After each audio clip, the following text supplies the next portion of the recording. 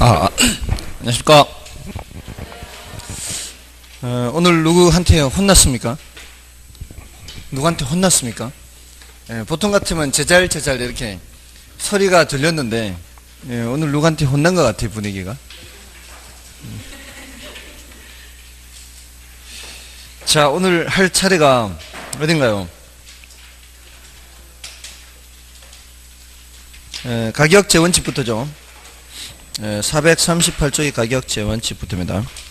자, 오늘 할 내용이 좀 많기는 한데요. 그래도 복습은 좀 하고 가겠습니다. 지난주에 했던 내용을 주제들로만 좀 정리를 해보겠습니다. 지난주에 했던 내용이 부동산 관리부터였나요? 부동산 관리. 자, 부동산 관리에서는 최근 10년간 한 13문제 가까이 출제가 됐다 했는데요. 그 중에서 부동산 관리의 영역이라는 게 있어요. 여기는 이제 자산 관리, 부동산 관리, 시설 관리, 이렇게 자부시했죠. 범위가 점점 좁아지고 있죠. 여기 이제 부동산, 자산 관리는 소유주의 부를 극대화하는 거고요. 그 부동산만 보는 게 아니라 다른 자산도 고려하면서 관리하는 거고요. 요거는 해당 부동산의 운영 수익 극대화를 하는 거고, 시설 유지 관리죠. 점점 좁혀지고요. 그다음에 부동산 관리의 내용 해서 법경기 했죠. 법적 관리도 있고, 경제적 관리도 있고, 기술적 관리도 있고, 등기부상 있어서는 안 될 제한 물건 같은 게 있으면 그걸 말소하는 거, 이런 거 법적 관리. 돈이 들어오고 나가는 거죠. 수익과 비용 또는 가치 가격 이런 관점에서 보는 거는 경제적 관리. 기술적 관리는 청소하고 방범 이런 거 기술적 관리죠. 그다음에 이제 부동산 관리의 방식. 자, 여기서는 이제 자가 관리, 위탁 관리, 혼합 관리. 자기가 직접 하느냐, 위탁하느냐, 혼합하느냐. 자가 관리에서 바로 위탁 관리로 가는 것이 아니라 혼합 관리를 거쳤다 가죠. 그래서 과도기에 적합한 관리가 혼합 관리다. 가장 최신의 관리가 위탁 관리다. 이게 제일 많이 출제된다 그랬죠. 그 다음에 얘가 출제되고 그 다음이 얘예요. 자, 여기에서 거의 대부분이 출제되고, 그 다음에 이제 예외적으로 임차인 선정 기준이라는 게 있고요. 그래서 총임대차, 순임대차, 비율, 요거는 이제 임대료 산정방법이고, 요거는 이제 주거용의 경우에는 유대성, 그 다음에 매장용의 경우에는 가능 매상고, 그 다음에 공업용의 경우에는 적합성, 사무용 공업 적합성 이런 게 있죠. 그 다음에 임대료 산정 방법이 있고요. 임대료 산정은 총임대차, 순임대차, 비율임대차 이런 게 있었죠. 그리고 건물 생애 주기 이런 거 있었습니다. 이거 이제 이런 것들은 간혹 가다가 이제 지문으로만 등장하는 거죠. 그래서 이거 위주로 공부하시라 그랬죠. 그 다음에 이제 부동산 마케팅이라는 게 있죠. 마케팅에서는 시고관 했죠. 시장 점유 마케팅 전략, 공급자 측면의 전략이라 그랬고요.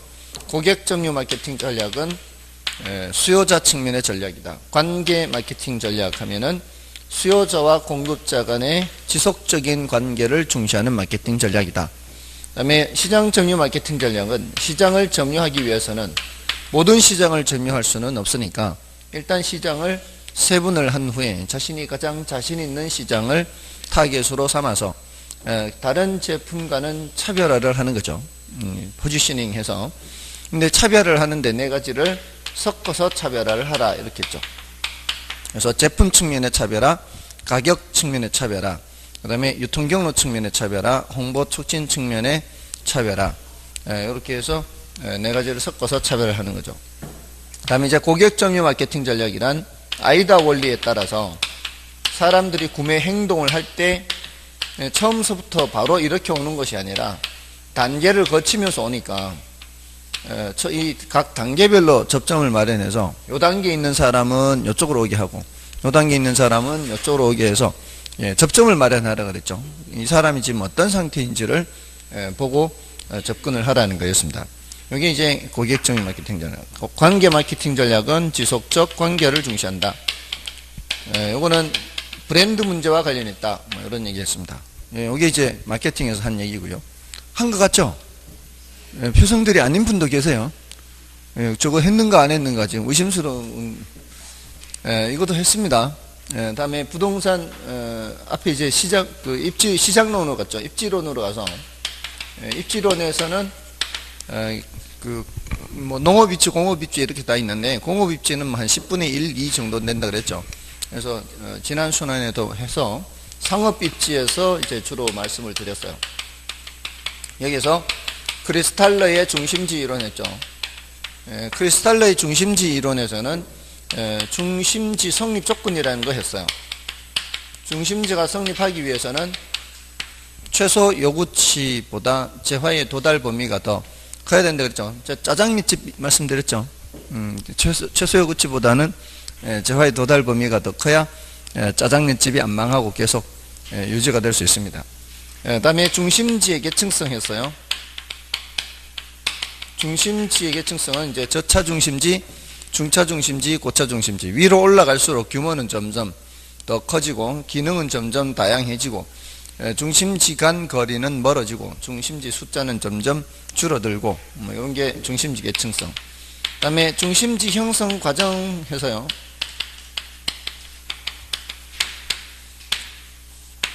중심지가 평평한 곳, 가장 이상적인 모습일 때 평평한 곳에 사방팔방 교통조건도 똑같을 때 여러 개의 중심지가 이렇게 있는 상태에서 중심지가 상권을 확장하다 보면은 그 상권 형태는 정육각형 형태가 된다 그랬죠. 그게 이제 가장 이상적인 형태고 단일 중심지의 경우에는 이제 원형이 되는 건데 근데 현실적으로는 그런 것이 거의 없다라고 봐야 되잖아요. 교통 조건이 다를 수가 있고 어떤 시장 조건이나 이런 여러 가지 현실적인 모습이 달라지면은 이게 달라질 수가 있는 거죠.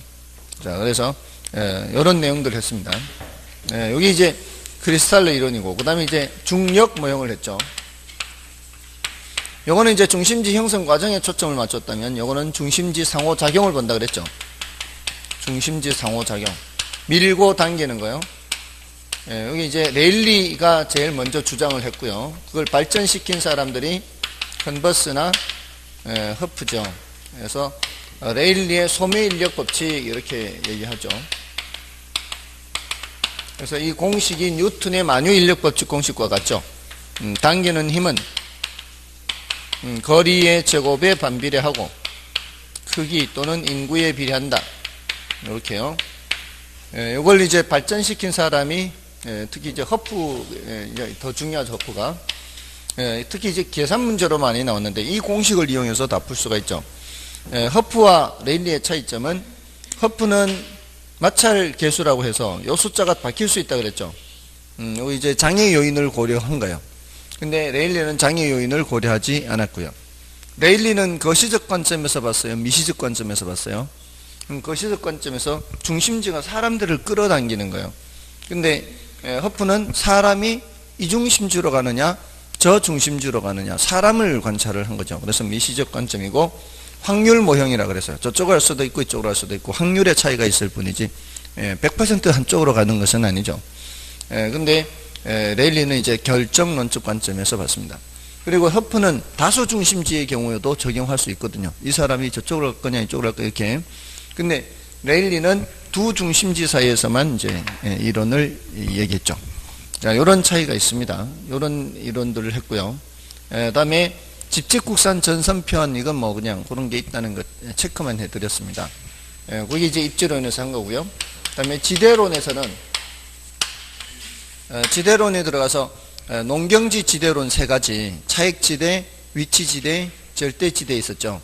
지대 차이가 뭐에 의해서 결정이 되느냐. 이게 차액지대는 비옥도 차이라 그랬고요.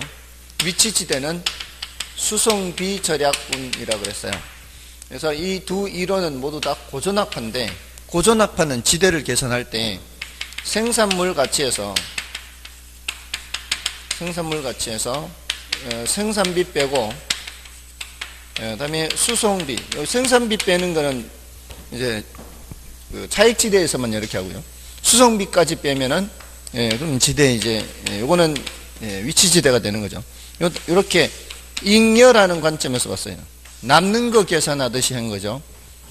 둘 다 이제 고전학파는 지대를 뭐로 본 거예요? 인결로 본 거죠. 그래서 이 두 이론에 의하면은 최열등지 한계지에 가면은 이런 거 빼고 남는 것이 없을 수도 있죠.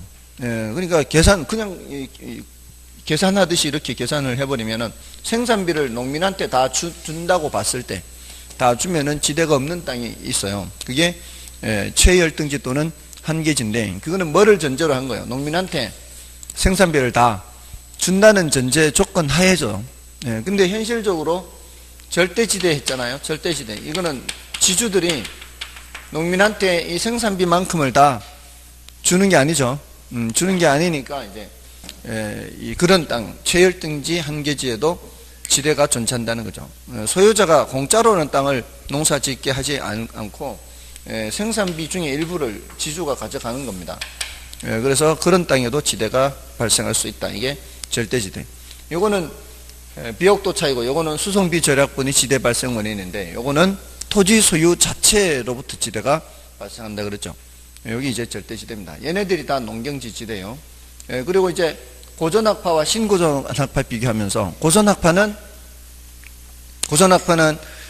이 지대를 잉여로 봤지만 신고전학파는 지대를 비용으로 봤죠. 그래서 이쪽에서는 생산물 가치가 올라가면은 남는 게 많아져요. 생산물 가치가 줄어들면 남는 게 줄어들어요. 얘가 여기에 영향을 미치는 거예요. 근데 신고전학파에서는 지대가 올라가면은 가격이 올라가요. 생산물 가격이 올라가요. 지대가 영향을 미치는 것이 돼버려요. 여기서는 이 결과가 되는 건데, 신고전학파는 지대가 영향을 미치는 독립변수가 되는 거죠. 자, 아무튼 이렇게 이제 농경지지대를 했고요. 그다음에 도시지대, 입찰지대 했죠. 입찰지대는 그 이용을 하고자 하는 사람이 써낼 수 있는 최대한의 지대가 입찰지대죠. 써낼 수 있는 최대한의 지대입니다. 그 써낼 수 있는 최대한의 지대를 계산할 때는 자기가 그 토지를 이용하면서 발생하는 경제활동을 하면서 발생하는 비용 다 떼야 되고요. 정상이윤은 떼고 생각해야 되겠죠. 최소한 비용이나 정상이윤은 확보해 놓고 남는 게 있으면 그걸 이제 써낼 수 있는 최대 금액이 되는 거죠. 그거보다 더 높게 써내버리면은 자신은 손해를 보게 되니까. 아무튼 최대한 써낼 수 있는 그 금액이 무슨 지대고요? 입찰지대고요. 여기 입찰지대만큼 써내버리면은 자신한테는 남는 것이 하나도 없게 되는 그 수준의 지대를 입찰지대라 그래요. 여기 이제 초과이윤이 뭐가 되는 수준? 초과이윤이 0이 되는 수준의 지대. 정상이윤이나 비용은 확보한 겁니다. 지난주에 보니까 다들 말씀들 나누실 때 보면은 평소에 저렇게 얌전히 공부하시는 분들이 어떻게 저런 말씀들을 재밌게 할 수 있을까? 아주 재밌는 말씀들을 재밌게 하는데, 수업할 때 들은 표정들 보면 어떻게 그런 말씀들을 했을까? 상상도 못해요. 거기에다가 지금 오늘 야간 수업도 아니고요. 아침 시작한데 시작한 지 지금 한 10분 15분밖에 안 됐는데 벌써 주무시고 계시는 분들 계세요. 지금 아침부터 주무시면 안 되죠. 이게 생활 습관이 그렇게 돼버리면은 나중 되면 시험 칠 때 그 시간 되면 또 졸아요. 굉장히 무섭습니다. 저희 예전에 다 경험을 해봤는데요. 딱 보면은 학원마다 1교시 조는 분은 계속 1교시 졸고요. 2교시 조는 분은 계속 2교시 졸아요. 이게 조는 시간이 있어요. 그 조는 시간이 딱 생체 리듬에 따라서 3교시 조는 사람이 있고요. 그는 희한하게 딱 그 시간 되면 조는 거예요. 이게 잠이 부족한 게 아니고요. 습관. 그런 것 같죠? 지금 보고 얘기한다고 해서 졸았다는 뜻이 아니에요. 예전에 제가 딱 8시부터 공부를 시작하면 딱 10시 되면 졸려요. 희한해요. 딱 10시에요. 그러면 이제 엎드려 자요. 눈을 딱 뜨죠? 그럼 15분에서 20분 딱 지났어요.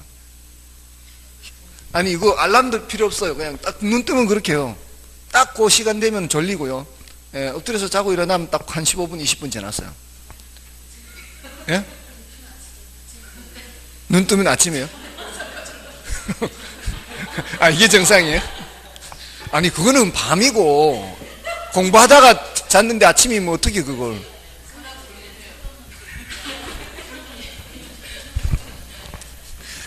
아무튼 정신 바짝 차리십시오.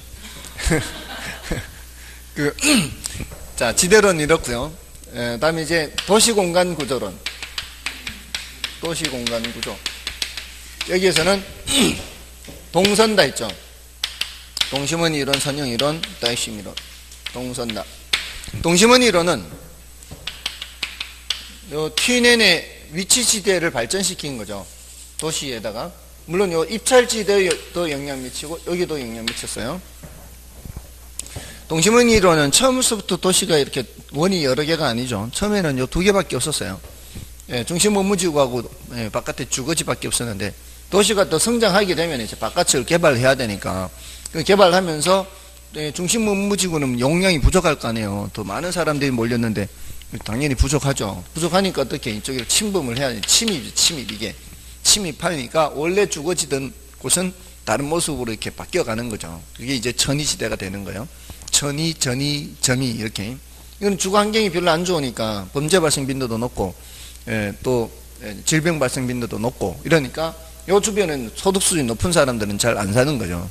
그러니까 여기는 저소득층 남고 좀 또 이제 바깥으로 고소득층 생기고 통근자지대 생기고 이렇게 이제 도시가 성장한다는 거죠. 이렇게 도시가 성장한다 이런 표현을 쓰는 게 이제 생태학적 관점에서 본 거예요. 생태학적. 무생물인 도시에다가 살아있는 것인 생물인 것처럼 얘기했다고 해서 최초의 이론이죠.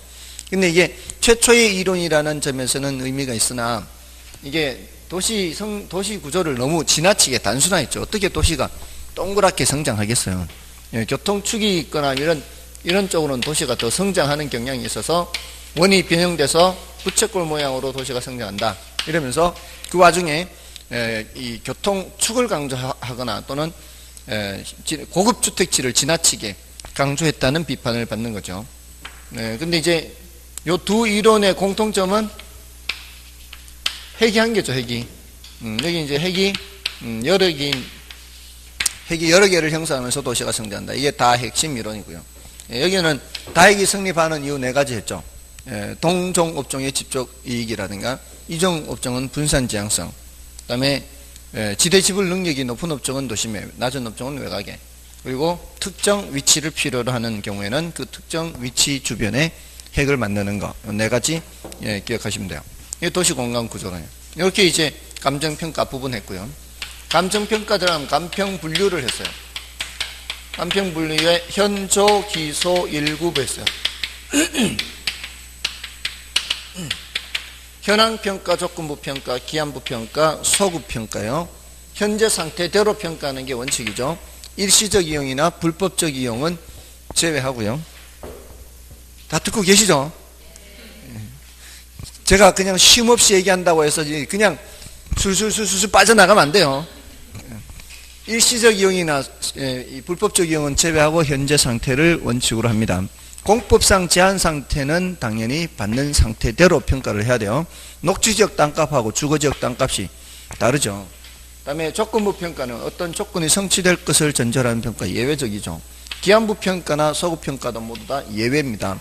기준 시점에 대한 예외입니다. 기준 시점은 감정평가의 기준이 되는 날짜인데 원칙적으로 가격조사 완료일이고요. 예외적으로 미리 정할 수 있다고 그랬어요. 가격조사가 가능할 땐 미리 정할 수 있는데 과거 일정 시점이면 소급평가, 미래 일정 시점이면 기한부 평가. 그 다음에 원칙은 개별 평가이지만 예외적으로 일괄, 구분, 부분 평가할 수 있다. 일체로 거래되거나 용도상 불가분의 관계 있을 때 일괄, 가치를 달리하는 부분이 있을 때는 각각 구별해서 구분평가, 부분만 평가하는 거죠. 일체로 이용되고 있는 물건의 일부는 평가하지 아니함의 원칙이나 평가의 특수한 목적이나 합리적 조건이 수반되는 경우에는 일부분만 평가할 수 있습니다. 그 외에 기타 공적평가, 공인평가 이런 구분했고요. 공적기관이 하는 평가, 공적평가, 국가나 공공단체로부터 자격을 부여받은 개인이 하는 평가, 공인평가입니다. 법정평가, 법에 정한 대로, 법규에 정한 대로 행하는 평가, 법정평가, 보상평가나 과세평가, 표준지 공시지급 평가 이런 것들이 법정평가죠. 그 다음에 이제 가치와 가격을 구별했고요. 가치는 장래에 기대되는 편에게 현재값 했고요. 가격은 과거값, 가치는 일정 시점에 여러 가지, 가격은 일정 시점에 한 가지. 가치는 가격 플러스 마이너스 오차가 있을 수 있는데요. 오차는 단기적으로 나타나더라도 장기적으로는 가격과 가치가 일치합니다. 오차가 나타나는 것을 가격 왜곡 현상이 나타난다, 이렇게도 볼 수가 있습니다. 가치는 주관적, 추상적인 그런 성격이 있다면 가격은 객관적, 구체적인 성격이 있습니다. 이런 거 했고요. 가치와 가격. 됐나요? 그 다음에 가치 형성 요인, 가치 발생 요인. 형이 동생한테 영향 미친다. 형 이름은 일지계, 동생 이름은 효상유 또는 유상유. 일지계, 일반 요인, 지역 요인, 개별 요인이 누구한테 영향 미치냐? 효용성, 상대적 희소성, 유효 수요 또는 이전성에 영향을 미칠 수 있고요. 그런 것들에 의해서 가치가 자꾸 변할 수가 있습니다. 그 영향을 받는 거죠. 그 내용들 하고요. 그 다음에 마지막으로 했던 게 지역 분석, 개별 분석입니다. 지역 분석, 개별 분석. 지역 분석, 개별 분석은 그 두 개 비교하는 게 있고요. 지역 분석은 전체적인 분석이고 거시적 분석인데, 개별 분석은 부분적이고 미시적 분석이죠. 자, 그런데 뭐 선행 분석, 후행 분석 이런 이제 비교를 많이 하는데, 일단 지역 분석에서는 분석하는 목적이 표준적 이용과 가격 수준을 판정하는 거예요. 그 지역에 대해서 표준적 이용 판정한다는 게 그 지역의 용도적 지역이 어떤 지역인지를 보는 거예요. 그리고 가격 수준 보는 거고요. 개별 분석에서는 그 대상 부동산의 최유효 이용과 구체적인 가격을 분석하는 겁니다. 이게 이제 아주 중요한 차이죠. 그다음에 지역 분석의 대상에서 인근 지역, 유사 지역, 동일 수급권까지, 인근 지역만 분석하는 게 아니라, 유사 지역만 분석하는 게 아니라 동일 수급권까지. 인근 지역은 대상 부동산이 속한 지역으로서 대상 부동산의 가격 형성에 직접 영향을 미치는 지역이고, 가격 그 가치 형성 요인 중에서 지역 요인을 공유하는 지역, 지역 요인이 똑같은 게 인근 지역이죠. 근데 유사 지역은 대상 부동산이 속해 있지 않은 지역이죠. 않은 지역이고, 인근 지역과 지역 특성이 비슷한 지역이 유사 지역입니다. 됐나요?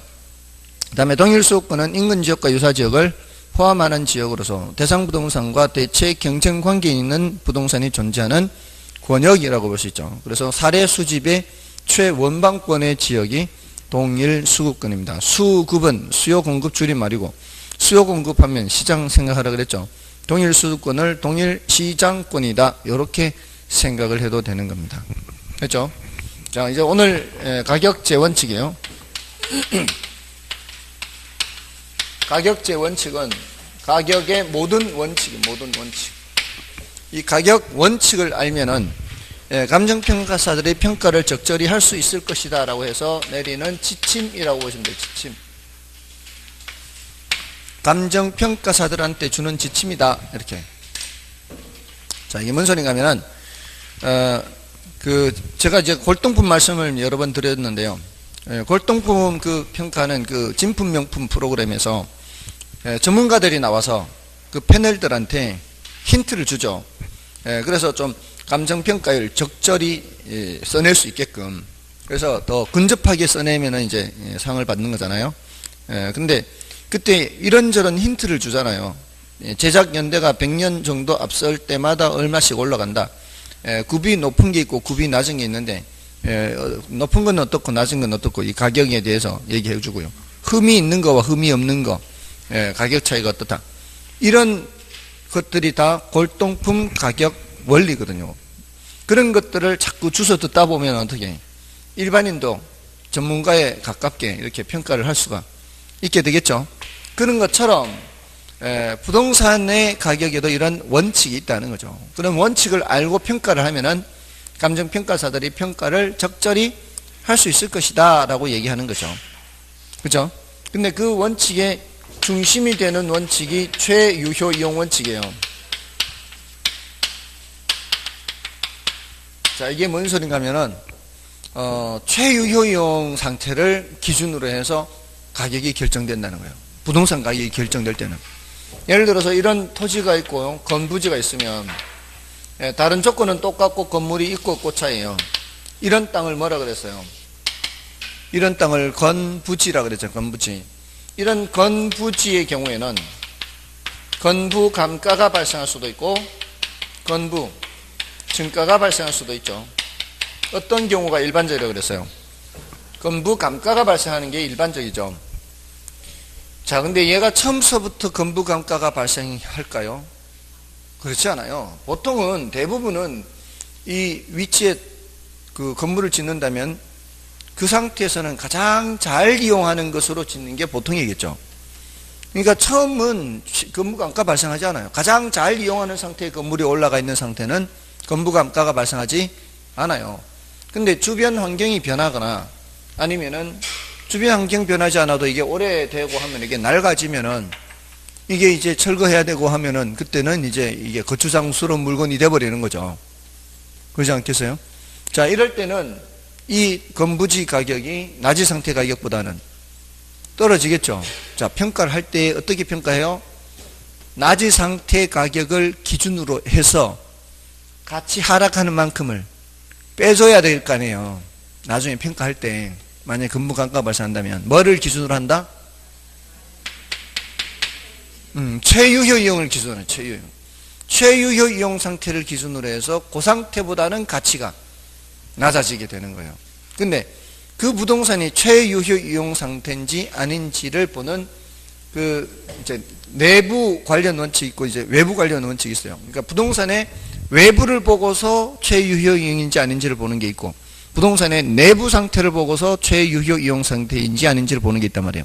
그래서 달동네 고급 빌라 하면은 그거는 최유효 이용이 아니죠. 달동네 고급 빌라는 최유효 이용이 아니에요. 그거는 그 주변 환경하고 안 맞기 때문이죠. 그런 것은 외부 요인 때문에 발생하는 거예요. 자, 그 외부 관련 원칙에 적합의 원칙이라 그래요. 그걸 적합의 원칙.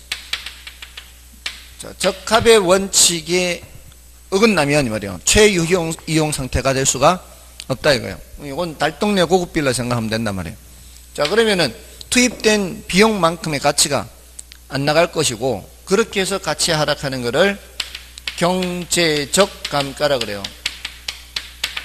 자, 그렇게 지어놓은 달동네 고급 빌라가 물리적으로는 전혀 하자가 없어도 기능적으로는 전혀 하자가 없어도 뭐가 떨어질 수 있어요? 경제적 가치가 떨어질 수 있잖아요. 그럴 때 무슨 감가? 경제적 감가. 그러니까 얘는 세트로 함께 항상 달고 다녀야 돼요. 달동네 고급 빌라. 근데 이거는 지금 부동산의 외부 관련 원칙으로 봤잖아요. 부동산의 내부 상태 보고 할 수도 있잖아요. 내부 관련 원칙. 달동네 고급 빌라는 적합의 원칙이고요. 자, 건물의 규모에 맞지 않게 엘리베이터가 설치됐다. 이거 뭐예요? 건물의 규모에 맞지 않게 엘리베이터가 설치됐으면은 그건 제 가치를 가질 수가 없죠. 예, 그것도 가치 하락이에요. 그건 무슨 감가인가 하면은 기능적 감가라 그래요. 새 것이라도 그럴 수 있잖아요. 새 것이라도 그럴 수 있어요. 제가 지난달에 동선에 이사를 갔는데 집이 설계를 방 구조를 어떻게 했는지 큰 거실에서 바로 문을 이렇게 들어갈 수 있도록 한 게 아니라 작은 방을 마주 보고서 이렇게 문이 이렇게 돼 있어요. 농이 못 들어가 잘. 물론 그런 거 다 고려하면서 설계했겠지만 약간 큰 농인 거죠. 근데 아무리 그래도 아무리 농이 좀 크다 해도 이 시중에 나와 있는 농들이라는 게 있을 거 아니에요. 그러면 그런 것들을 감안해서 요걸 이제 조금 더 방향을 좀 이렇게 쉽게 틀 수 있도록 이렇게 조금 더 넓히든가. 이게 이제 서로 마주보고 있는 이게 간격이 좁아서 이게 잘 안 들어가는 거죠. 이게 설계가 어떻게 해요? 설계가 지금 제대로 안 된 거죠. 집 설계가. 이러면은 새 것이라도 뭐예요? 새 것이라도 별로 가치가 그렇게 높게 나가지 않은 거죠. 이게 다 무슨 감가예요? 기능적 감가예요. 이게 뭔가가 적절한 균형이 다 이루어져 있어야 돼요. 뭔가 적절한 균형이 다 이루어져 있어야 되는데 그 균형이 안 이루어져 있으면은 가치가 그만큼 안 나가는 거예요. 그러니까 균형의 원칙에 어긋나면은 이제 가치가 하락하고 이건 무슨 감가? 기능적 감가가 발생하는 거예요. 이게 이제 일단 내부 관련 원칙에서는 이게 제일 중요하고요. 외부 관련 원칙에서는 적합의 원칙. 그 다음에 토대가 되는 원칙이라고 하는데 굳이 이거는 토대가 된다는 사실을 알 필요는 없어요. 이거는 내부인지 외부인지는 구별을 해야 돼요. 내분지 외분지는 이제 구별해야 되고 어렵지는 않고요. 그 다음에 여기는 변동의 원칙이 있어요. 여기서 변동의 원칙은 조금 전에 형 이름 동생 이름 했죠. 형이 누구였어요? 형 이름 일찍에 정확하게 일반 요인, 지역 요인, 개별 요인이잖아요. 그 일찍에가 누구한테 영향을 미친다 그랬어요? 효상요, 효용성, 상대수 효성, 유효수요한테 영향을 미쳐요. 근데 그런 지역 요인, 개별 요인이 고정되어 있는 거예요. 끊임없이 변하는 거예요.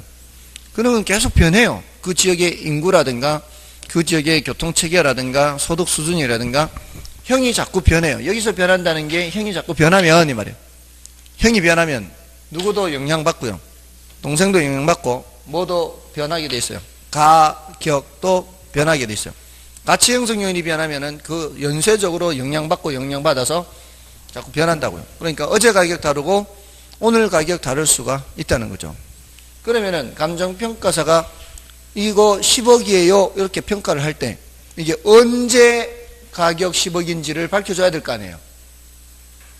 그래야 될 거 아니에요. 어제 가격인지 그제 가격인지를. 그게 바로 무슨 개념이에요?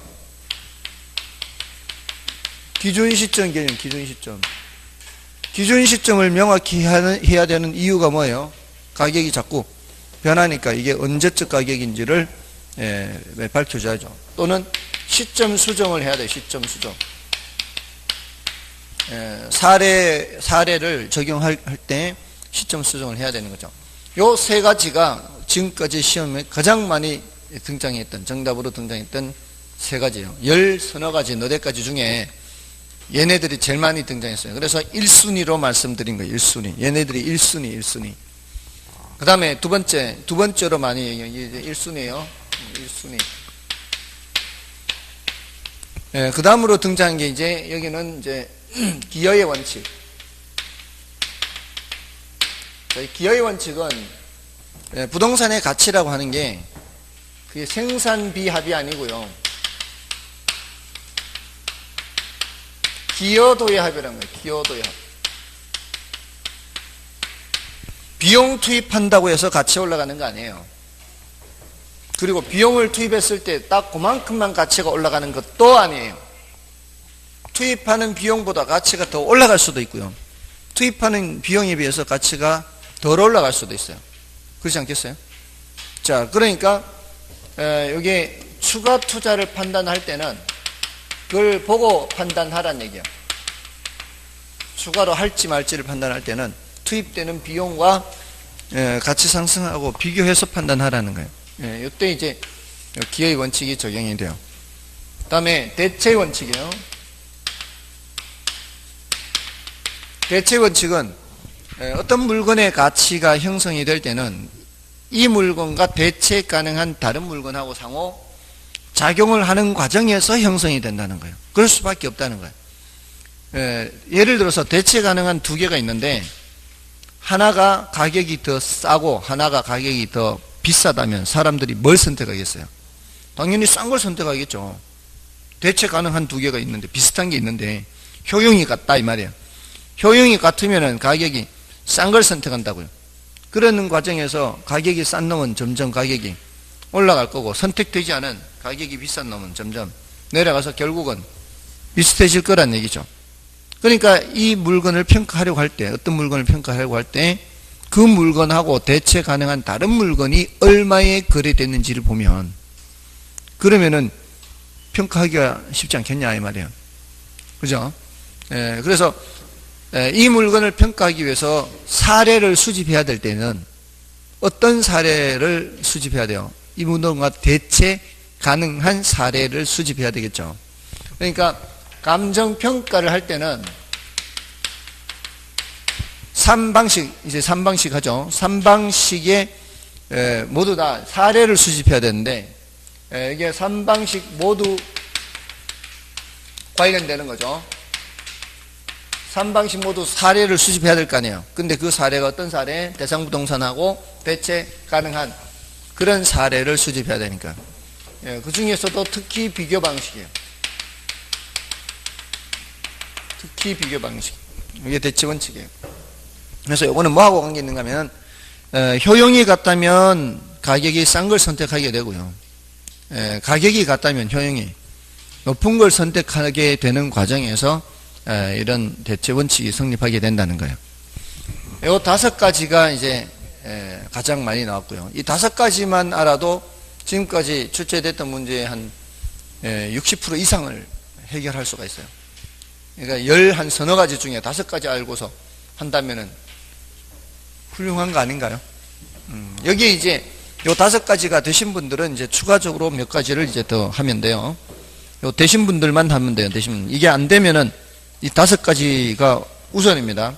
괜히 다른 것도 해가지고 헷갈리는 것보다는 차라리 안 하고 5가지 확실하게 하는 게 더 나을 수 있어요. 5가지가 확실하게 된 분들만 따로 공부를 하시면 돼요. 자, 이제 요거는 좀 쉬워요. 2개는 좀 쉽고 1개는 좀 어려울 수 있어요. 수익 체증 체감 원칙이요. 수익 체증 체감 원칙. 요거는 안 어려워요. 수익이 어느 정도 단계까지는 점점 올라가다가 그 단계를 벗어나면 수익이 점점 내려가요. 그게 이제 이렇게 생각해 보세요. 어떤 위치에 어떤 건물을 짓는다면 그 건물을 7층까지 짓지 않고 10층까지 짓는다거나 15층까지 짓지 않고 10층까지밖에 짓지 않는다거나 이런 이유가 뭐겠어요? 예를 들어 7층 짓는 것보다 10층 지으면은 비용이 더 많이 발생하겠죠. 비용이 더 많이 발생하는데도 불구하고 10층까지 올렸다는 얘기는 그 추가적으로 3층 더 올리는 비용보다는 수익이 더 클 거니까 올렸지 않겠습니까? 근데 15층을 짓지 않고 지을 수 있는 15층도 지을 수도 있는데 왜 15층을 안 짓고 10층을 지었겠냐 이렇게 할 때는 이제는 추가적으로 5층을 더 짓는 비용보다는 수익이 그렇게 크게 발생하지 않을 거니까 15층을 짓지 않고 10층 지었다 이렇게 볼 수 있잖아요.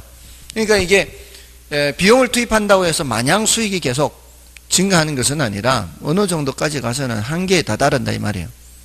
그죠? 그러니까 이것도 마찬가지 요 추가 투자 판단할 때 요거 써먹을 수 있어요. 추가 투자 판단할 때 추가로 더 지을 건지 말 건지 더 뭔가를 설비할 건지 말 건지 됐나요? 자, 이건 별로 어렵지 않아요. 이거 그 앞에 지난주에 지대론 할 때 차이액 지대론에서 수학 체감의 법칙과 유사한 거예요. 수학 체감 맞죠? 생산 요소를 투입한다고 해서 무조건 수확량이 늘어나는 것은 아닌 거죠. 자, 그 다음에 이게 좀 어려워요. 여기 이제 수익 배분의 원칙인데, 자, 이게 왜 어려운가 하면은 글씨를 써놓고 거기에서 유출을 할 수 있으면 안 어려운데, 쓰기는 수익 배분의 원칙이라고 써놓고는 읽기는 앞에다 뭘 붙여 넣어야 돼, 이게. 그렇게 읽어야 돼요. 자, 이게 뭔 소린가 하면은, 자, 제가 땅을 갖고 있고요. 여러분 중에 누구는 돈을 갖고 있고요. 여러분 중에 또 누군가는 노동을 갖고 있고요. 여러분 중에 누군가는 노하우를 알고 있어요. 어떻게 하면은 돈 벌 수 있다라는 걸. 자, 요 4가지를 생산 요소의 4분법에서 하는 얘기예요. 생산 요소 2분법 할 때는 노자 하고요. 생산 요소 3분법 할 때는 노자 토라 하고요. 지금 경영 노하우까지 집어넣으면 4분법이라 그래요. 노자 토의 경영까지. 이렇게 이제 생산 요소라 그래요. 자, 이렇게 이제 여러분하고 저하고 생산 요소를 나누어 갖고 있어요. 저는 땅을 갖고 있어요. 자, 누군가가 돈 갖고 있어요. 누군가가 코치를 해줘요. 야, 이렇게. 자, 그렇게 해서 우리 임대 사업을 해봅시다. 건물 지어서. 듣고 있죠? 임대 사업을 하고 있는데, 하려고 하는데, 자, 다 지어서, 임대료 수입 받을 거 아니에요, 이제. 임대료 수입을 받으면 이거 어떻게 해야 돼? 나눠 가져야 될 거 아니에요. 나눠 가져야죠. 임대료 수입 들어오면 노동을 댄 사람, 자본을 댄 사람 이렇게 나눠 수익을 배분한다고요. 수익을 배분은. 이 수익 배분할 때 누구한테 배분하느냐? 각 생산 요소한테 배분하는 거예요. 생산 요소한테. 각 생산 요소한테 배분을 하는 거예요. 그러니까 이걸 앞에 더 집어넣어서 생각을 해야 된단 말이에요. 근데 용어를 만들 때는 이런 거를 계속 달고 용어를 만들면 용어가 너무 길어지잖아요. 그러니까 용어를 쓸 때는 그냥 수익 배분의 원칙이라고 하지만 그거를 생각하는 사람은 앞에다가 집어넣어서 생각해야 덜 어렵단 말이에요. 한숨 쉬지 말고요. 한숨 쉬는 게 다 보여. 그럼 어떻게 해? 하지만 생산 요소를 이제 생산 요소에게 수익을 배분한다 이렇게. 생산 요소에게. 지금 돈 됐다고 쳐요. 돈 됐잖아요. 돈 됐으니까 받아야 될 거 아니에요. 생산 요소한테 배분을 하는 거예요. 근데 누구한테 제일 나중에 배분하느냐 이 말이에요. 그거까지 생각해야 돼. 그거까지. 누구한테 제일 나중에 배분하느냐. 누구한테 제일 나중에 줘야 될까요? 토지한테 제일 나중에. 토지. 저한테 제일 나중에 줘요. 왜냐하면 지금 어떤 위치에 토지가 있어요. 지금 이 주변에 보면 많이 보실 거예요. 어떤 땅은 건물이 올라가고 있는데 어떤 땅은 아직 건물 안 올라가고 있죠. 안 올라가고 있는 거 많이 보시죠. 이제 다 구획 정리는 다 해놨는데 지금 아직 안 올라가고 있어요. 왜 안 올라갈까요? 아직은 시기상조일 수도 있잖아요. 아직은 시기상조인데 돈이 여기 들어와 버리면 그 돈 들어온 것 손해만 보고 본전 못 뽑을 거 아니에요. 자금이라는 거는 여기 가든 저기 가든 어디든 갈 수가 있죠. 어디든 갈 수 있기 때문에 수익이 생길 것 같지 않으면 안 오면 돼요. 어떤 생산 요소가 여기 온다는 얘기는 이제는 와도 수익이 좀 있겠네라는 생각이 오는 거죠. 뭔지 아시겠죠? 토지는 어쩔 수 없어요. 올 때까지 기다려야지. 어떤 생산 요소, 어떤 자본이 여기 투입된다는 얘기는 그만한 수익이 있을 것 같으니까 오는 거잖아요. 그거는 그 생산 요소의 수익이 먼저 배분된다는 뜻이에요. 토지에는 최종적으로요. 이동을 못하니까. 다른 생산 요소는 이동이 가능해요. 근데 돈 갖고 있는데 찾아가 다니면 되지. 수익 될 만한 데를. 노동도 마찬가지고. 그러니까 월급 안 나오는 데는 가지 말아야 되죠. 맞잖아요. 월급 나오는 데 가야지. 됐나요? 다른 생산 요소는, 이동이 가능한 생산 요소는 먼저 배분되고 최종적으로 누구한테 남아요? 토지한테. 꼭 그 고전학파 지대하고 똑같은 개념이에요. 지대, 토지 사용대가는 최종적으로 지불되는 거예요. 그러니까 최종적으로 누구한테 남아요? 그래서 토지자녀법의 이론적 근거가 돼요. 뒤에 수익환원법에 가면 토지자녀법이 있어요. 수익환원법에 토지자녀법. 그 다음에 자, 여기 경쟁의 원칙이 있어요. 경쟁의 원칙. 자, 그러니까 이런 걸 생각할 때 문장으로는 수익 배분의 원칙 이렇게 나와 있지만 앞에 이런 걸 집어넣고 생각해야 돼요. 그리고 우리 교재에는 잉여 생산성의 원리라고도 괄호 속에 있죠. 그러니까 여기 뭐라고도 되어 있어요. 잉여 생산성 원리라고 되어 있잖아요. 우리 교재에 잉여란 말이죠. 잉여. 그러니까 남는다란 뜻이잖아요. 누구한테 남는다는 얘기예요? 토지한테 남는다. 토지한테. 다른 생산 요소한테 주고. 그래서 토지자녀법이라고 합니다. 토지자녀법. 그래서 얘가 제일 어려워요. 이해하기가. 단지 이것만 보고 생각해야 되니까 앞에 더 집어넣어서 생각해도 뒤에도 더 집어넣어서 생각해도 최종적으로 토지한테 남는다. 이렇게. 그 다음에 경쟁의 원칙은 초과이윤, 요 단어가 키워드예요. 초과이윤이 발생하게 되면은 경쟁을 하게 되고요. 경쟁에 의해서 뭐가 사라지게 된다? 초과이윤이 사라지게 된다. 이거예요. 이거 조심해야 돼요. 여러분들도. 어떤 물건이 나왔는데 임대료가 잘 나오고 이 공실 없이 임차인들이 대기하고 있는 그런 건물이 있다고 이제 소개를 하는 거죠. 자, 이랬을 때 그 건물 생각하면서 이거 한 달에 얼마씩 계속 몇 년 벌면은 투자한 돈 얼마만이면 회수하겠다. 이런 이제 생각을 한단 말이죠. 근데 그런 게 오래 못 가요. 오래 못 갑니다. 1, 2년, 2, 3년이면 끝나요. 그게. 그렇게 돈 잘 버는 그런 건물이 있다면 사람들이 배가 아파서라도 가만 안 있어요.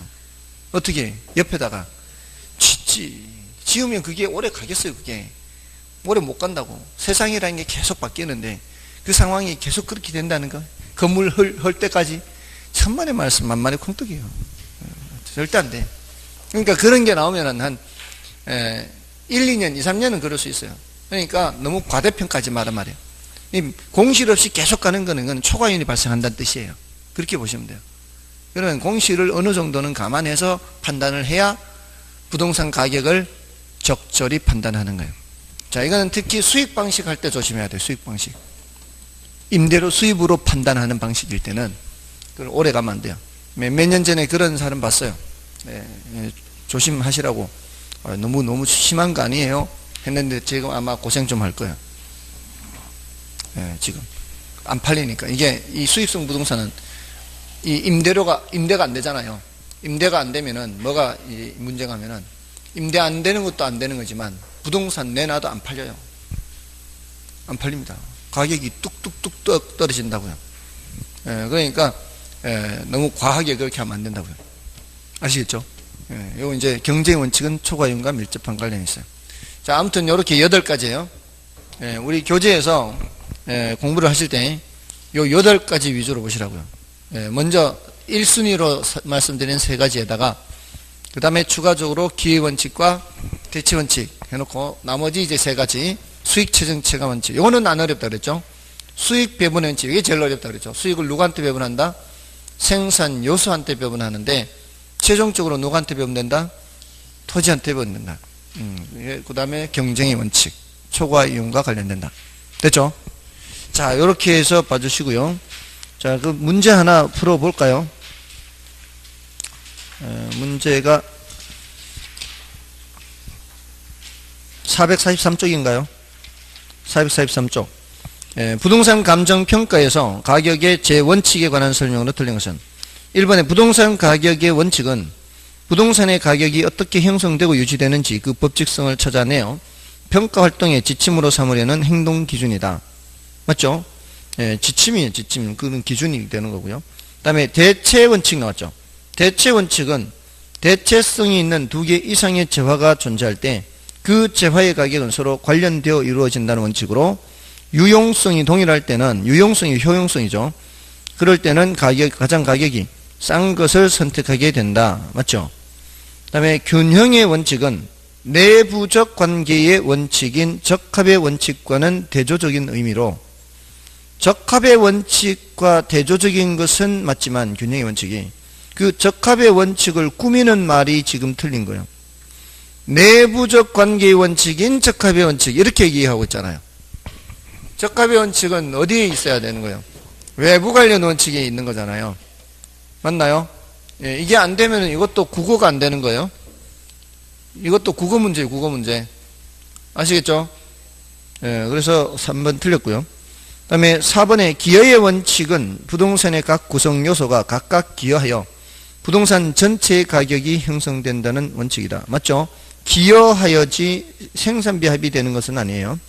그 다음에 5번 변동성의 원칙은 재화의 가격이 그 가격 형성 요인의 변화에 따라 달라지는 것으로 부동산의 가격도 사경행 요인이나 부동산 자체가 가지는 개별적 요인에 따라 지속적으로 변동한다는 것을 강조하는 것이다. 맞죠?